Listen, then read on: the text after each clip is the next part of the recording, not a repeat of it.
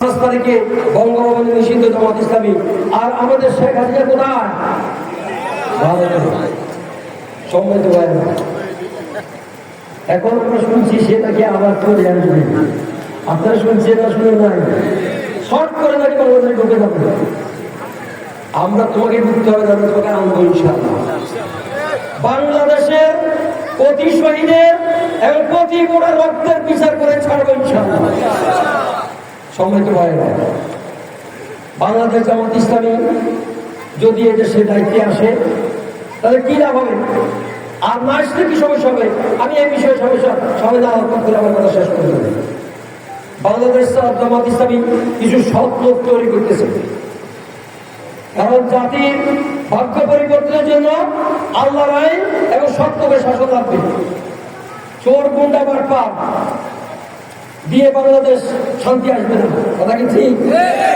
আমরা যত কথাই বলি গতি পরিবর্তন হবে, দল পরিবর্তন হবে, কিন্তু এদেশের মানুষ শান্তি পাবে না যদি সৎ লোকের শাসন আল্লাহর আইন যদি দেশে না আসে, কথা কি ঠিক?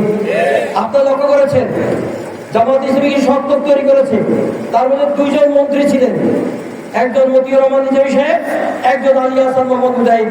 5টা বছর 3টা মন্ত্রণালয় পরিচালনা করেছেন, এক জায়গায় দুর্নীতি খুঁজে পাওয়া যায় নাই। এই জাতীয় লোক যদি ক্ষমতায় আসে তাহলে বাংলাদেশ দুর্নীতিমুক্ত হবে, তার দুর্নীতিমুক্ত হবে না।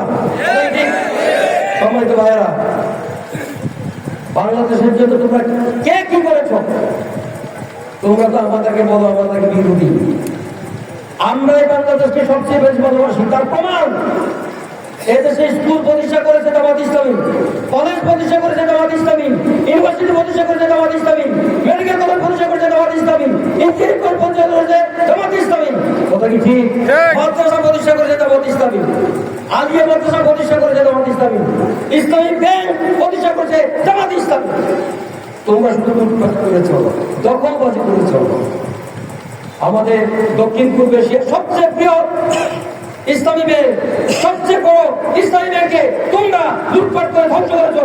মাত্র 3 মাসের ব্যবধানে আবার ঘুরে দাঁড়িয়েছে জামাত ইসলামীর হাতে, আসার পর আবার ঘুরে দাঁড়িয়েছে। সামনে যদি দেশও যদি জামাত ইসলামীর হাতে আসে ঘুরে দাঁড়াবে ইনশাআল্লাহ।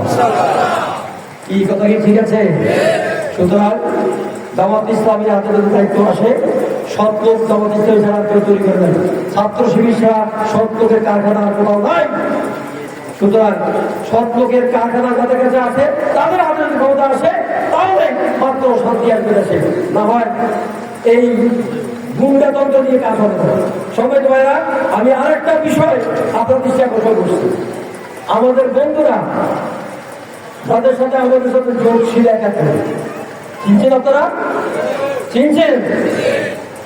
আজকে তারা এমন বয়ান দিচ্ছে, এমন কথা বলছে, মনে যেন সবচেয়ে বড় অপরাধী জামাত ইসলাম, কথা কি ঠিক? কারণ কি? কারণ কি? তোমরা তো আমাদের সাথে একাত্রে, বা আমরা তোমাদের সাথে একাত্রেই নির্বাচন করেছি, একবার সরকার করেছি। এখন আমরা খারাপ হলাম কিভাবে? কেন আমরা খারাপ হলাম? আমরা খারাপ আছি না তোমরা খারাপ হয়েছ? একটু হত্যা করো। সম্মানিত ভাইরা, আমাদের প্রধান মেহমান এসে গেছেন, উনি কথা বলবেন। আমি আপনাদেরকে এই আহ্বান করব, আমাদের কাছে সময় কম, আমাদের হাতে সময় কম না বেশি? সময় কম। ডিসেম্বরের মধ্যে যদি আমরা প্রত্যেক ভোটারের কাছে যেতে পারি, প্রত্যেক বাড়িতে যেতে পারি, প্রত্যেক মানুষের কাছে যেতে পারি, আমাদের মাটির পায়ের নিচে মাটি যেন মজবুত করতে পারি, আমাদের কদমকে যদি মজবুত করতে পারি, তাহলে আমাদের সব দল এক হয়েও আমাদের মোকাবিলা করার ক্ষমতা পাবে না ইনশাআল্লাহ। সুতরাং আমি আপনাদেরকে আহ্বান করছি, আমি একটা জিজ্ঞাসা করি আপনাদেরকে, এই মাটি কার? এই জমিন কার? এই শাহজালালের পূর্ণভূমি শাহবাগের বাংলাদেশে আল্লাহর আইন ছাড়া আমরা কোনো কিছু মানবো না, মানবো না, মানবো না। রাজি আছেন আপনারা? কারা কারা এই জমিনের দিন কায়েম হয়ে চান? হাতটা দেখান।